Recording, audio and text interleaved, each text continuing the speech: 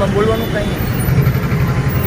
આજે આમ આદમી પાર્ટી રાજકોટ શહેર એકમ દ્વારા જે અઠવાડિયા પહેલાં ટીઆરપી ગેમ ઝોનની જે અગ્નિકાંડ થયેલો તેના વિરોધમાં અને ન્યાય મળી રહે મૃતકોને તે માટે આમ આદમી પાર્ટી દ્વારા મોટૈયા ચોક ખાતે વિવિધ પ્રકારના પ્લેકાર્ડ સાથે સરકાર સામે ન્યાય મળી રહે મૃતકોને તે માટે માંગ સાથે અમે અહીંયા એક સાથે ઊભા છીએ।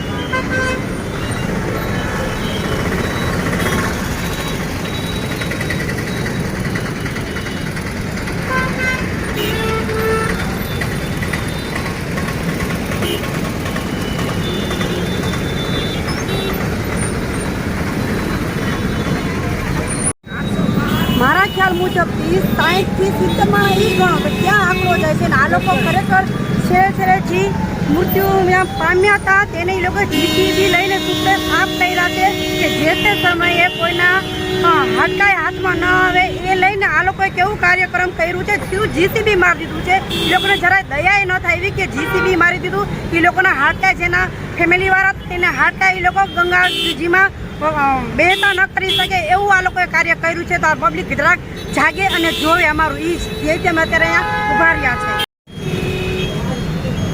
આવતીકાલે ભારત દેશના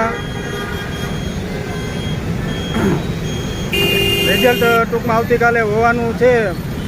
ભારતીય જનતા પાર્ટી મોટા મોટા ભણગાઓ તો છોડે છે, કદાચ ચાલો ભારતીય જનતા પાર્ટીનું એવું કહેવું છે કે 26માં 26 ગુજરાતની સીટો લાવશું, પણ 26 સીટો તો તમે લાવશો, પણ અગ્નિકાંડમાં જે મૃતકો છે જે આંકડો પણ છુપાવવામાં આવેલો છે તો એમને ન્યાય ક્યારે મળશે તમને? એટલે આમ આદમી પાર્ટીની એક જ માંગ છે કે જે પણ મૃતકો હોય એમને ન્યાય ક્યારે મળશે?